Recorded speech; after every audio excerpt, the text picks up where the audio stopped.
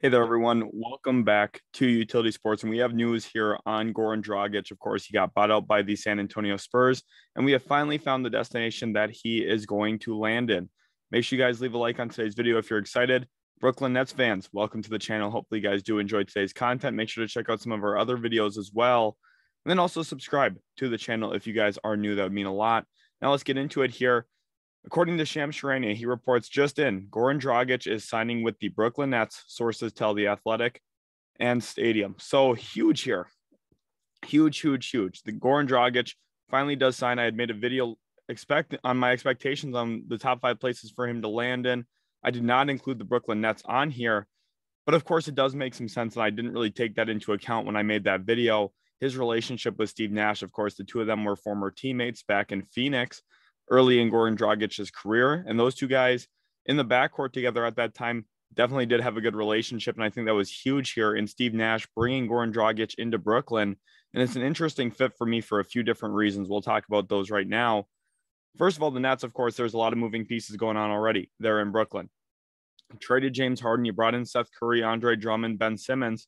You also now bring in Goran Dragic, who I think can really help this team.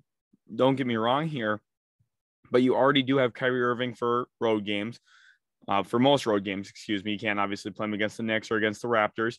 You also have, at this point, you also have Patty Mills and Seth Curry in your backcourt. So now you bring in a fourth guard here.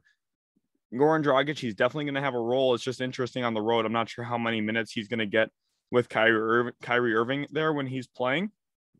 But this is definitely a good insurance policy at the very least for Brooklyn.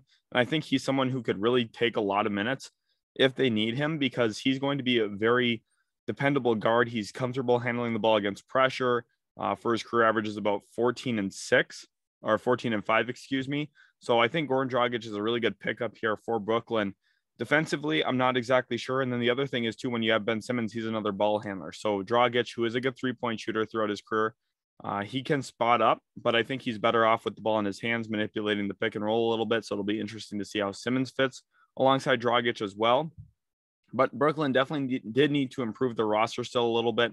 Dragic does make them better. I'm just not exactly sold on what his role is going to be there, just given the fact that they do have Seth Curry, that they have Kyrie Irving, Ben Simmons, and also Patty Mills. It's a little bit interesting, especially if you want Kevin Durant to have the ball a little bit too.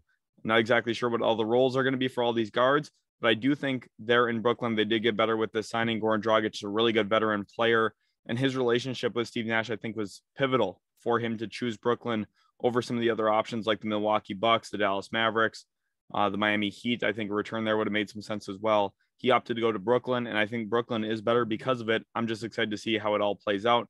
Let me know in the comments what you think about this signing. How many minutes a game do you think Goran Dragic will play? My guess is about 15 come playoff time. I think he'll probably net out 12 to 15 minutes a game.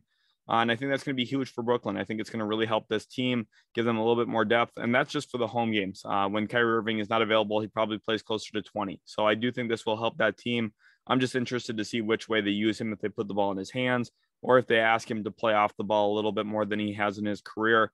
Either way, I think he'll be productive, and I think he's going to help Brooklyn. So let me know in the comments again how many minutes you think he's going to get a game, and grade this on a scale of 1 to 10 for Brooklyn. How good of a signing is this? For me, it's probably a 9, just given the fact that I'm not exactly sure his role there.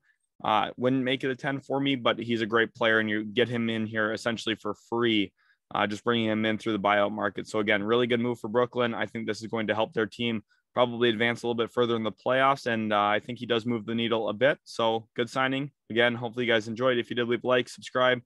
Make sure to check out Manscaped. Use code utility20 for 20% off at manscaped.com, plus free shipping. Again, thanks guys so much, and we'll catch you in the very next Utility Sports video.